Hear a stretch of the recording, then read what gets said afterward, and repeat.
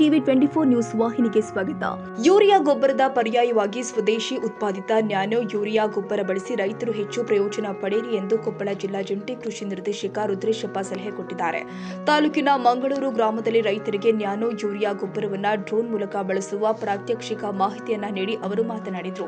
ವಿದೇಶಿ ಉತ್ಪನ್ನವಾದ ಯೂರಿಯಾ ಗೊಬ್ಬರ ಬಳಕೆಗೆ ಪರ್ಯಾಯವಾಗಿ ರೈತರು ನ್ಯಾನೋ ಯೂರಿಯಾ ಗೊಬ್ಬರ ಬಳಸಲು ಮುಂದಾಗಿ ವಿಶೇಷವಾಗಿ ಮೆಕ್ಕೆಜೋಳ ಬೆಳೆಗಳಿಗೆ ರೈತರು ಡ್ರೋನ್ ತಂತ್ರಜ್ಞಾನದ ಮೂಲಕ ನ್ಯಾನೋ ಯೂರಿಯಾ ಸಿಂಪಡಣೆ ಮಾಡಿದ್ರೆ ಇನ್ನೂ ಉಳಿತಾಯ ಆಗುತ್ತೆ.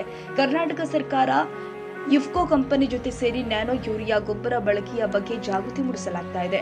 ಈ ವರ್ಷ ಜಿಲ್ಲೆಯಲ್ಲಿ 1,20,000 ಹೆಕ್ಟೇರ್ ಪ್ರದೇಶದಲ್ಲಿ ಮೆಕ್ಕೆಜೋಳ ಬೆಳೆಯಲಾಗ್ತಾ ಇದೆ. ರೈತರು ನ್ಯಾನೋ ಯೂರಿಯಾ ಗೊಬ್ಬರ ಬಳಸಿ ಲಾಭ ಮಾಡಿಕೊಳ್ಳಿ. ನ್ಯಾನೋ ಯೂರಿಯಾ ಡ್ರೋನ್ ಮೂಲಕ ಸಿಂಪಡಣೆ ಮಾಡಲು ಜಿಲ್ಲೆಯಲ್ಲಿ ಇದುವರೆಗೂ 12 ಡ್ರೋನ್ಗಳನ್ನು ಸೊಸೈಟಿಗಳಿಗೆ ಕೊಡಲಾಗಿದೆ. ರೈತರು ಇದರ ಪ್ರಯೋಜನ ಪಡೆಯಲಿ ಎಂದಿದ್ದಾರೆ. ಯಲಬುರ್ಗಾ ಕೃಷಿ ಇಲಾಖೆ ಸಹಾಯಕ ನಿರ್ದೇಶಕ ಪ್ರಮೋದ್ ದೊಡ್ಡಮ್ಮಲ್ ಮಾತನಾಡಿ, ಯೂರಿಯಾ ಗೊಬ್ಬರದ ಅಭಾವ ಹಿನ್ನೆಲೆ ರೈತರು ಇಫ್ಕೋ ಕಂಪನಿಯ ನ್ಯಾನೋ ಯೂರಿಯಾ ಗೊಬ್ಬರ ಬಳಸಿ ಯಾವುದೇ ಅಡ್ಡ ಪರಿಣಾಮ ಇಲ್ಲದೆ ಉತ್ತಮ ಇಳುವರಿ ಪಡೆಯಿರಿ. ಗೊಬ್ಬರ ಸಿಂಪಡಣೆಗೆ ಡ್ರೋನ್ ಬಳಸಿಕೊಳ್ಳಿ ಅಂತ ಹೇಳಿದ್ದಾರೆ.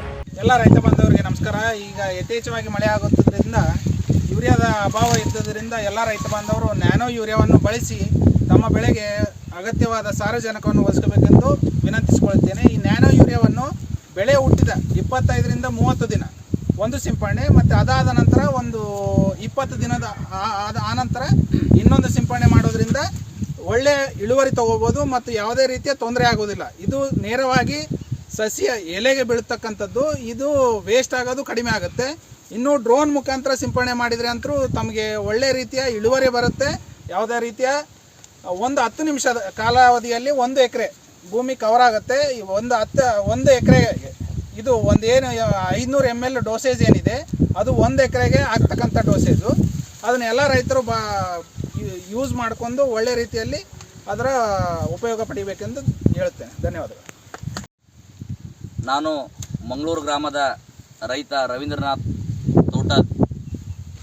ನ್ಯಾನೋ ಯೂರಿಯಾ ಈ ಡ್ರೋನ್ ಮೂಲಕ ಈ ಮೆಕ್ಕೆಜೋಳ ಬೆಳೆಗಳಿಗೆ ಈ ಡ್ರೋನ್ ಮೂಲಕ ಸಿಂಪಡಣೆ ಮಾಡಿದರೆ ನಮ್ಮ ರೈತರಿಗೆ ಇದು ಉಪಯುಕ್ತವಾದ ನ್ಯಾನೋ ಯೂರಿಯಾವನ್ನು ಹಾಕುವ ಮುಖಾಂತರ ಈ ರೈತರಿಗೆ ಇದು ಉಪಯುಕ್ತವಾದ ಡ್ರೋನ್ ಮುಖಾಂತರ ಮಾಡ್ತಕ್ಕಂಥ ಸಾಧನೆ ಆಗಿದೆ. ನಾನು ಮಾನ್ಯ ಕೇಂದ್ರ ಸರ್ಕಾರದ ಪ್ರಧಾನಮಂತ್ರಿ ಆಗಿರ್ತಕ್ಕಂಥ ಶ್ರೀ ನರೇಂದ್ರ ಮೋದಿ ಸಾಹೇಬರಿಗೆ ಮತ್ತು ಕೇಂದ್ರದ ಕೃಷಿ ಸಚಿವರಾಗಿರ್ತಕ್ಕಂಥ ಶಿವರಾಜ್ ಸಿಂಗ್ ಚೌಹಾಣ್ ಸಾಹೇಬರಿಗೆ ನಮ್ಮ ಗ್ರಾಮದ ಪರವಾಗಿ, ನಮ್ಮ ಮಂಗಳೂರು ರೈತರ ಪರವಾಗಿ ಧನ್ಯವಾದ ತಿಳಿಸ್ತಾ ಇದ್ದೇನೆ. ಏನಪ್ಪ ಅಂದರೆ ಈ ನ್ಯಾನೋ ಯೂರಿಯಾವನ್ನು ಸಿಂಪಡಿಸ ಮಾಡುವ ಮುಖಾಂತರ ಈ ರೈತರಿಗೆ ಏನಂದ್ರೆ ಸುಮಾರು ಇವತ್ತು ನಾನು ಒಂದು ವಾರದಿಂದ ಈ ಮಂಗಳೂರಲ್ಲಿ ನೋಡ್ತಾ ಇದ್ದೇನೆ. ಸುಮಾರು ಒಂದು ದಿನಕ್ಕೆ 50-60 ಎಕರೆ ರೈತರು ಹೊಲಗಳಿಗೆ ಹೋಗಿ ಈ ನ್ಯಾನೋ ಯೂರಿಯಾನ ಡ್ರೋನ್ ಮುಖಾಂತರ ಈ ಬೆಳೆಗೆ ಸಿಂಪಡಣೆ ಮಾಡ್ತಾ ಇದ್ದಾರಲ್ಲ, ಇದರ 15 ದಿವಸದಲ್ಲಿ ಇದು ಇಳುವರಿಯನ್ನು ನೋಡಿದರೆ ನಾವು ಗೊಬ್ಬರದ ಮೊರೆ ಹೋಗೋದು ಬೇಡ.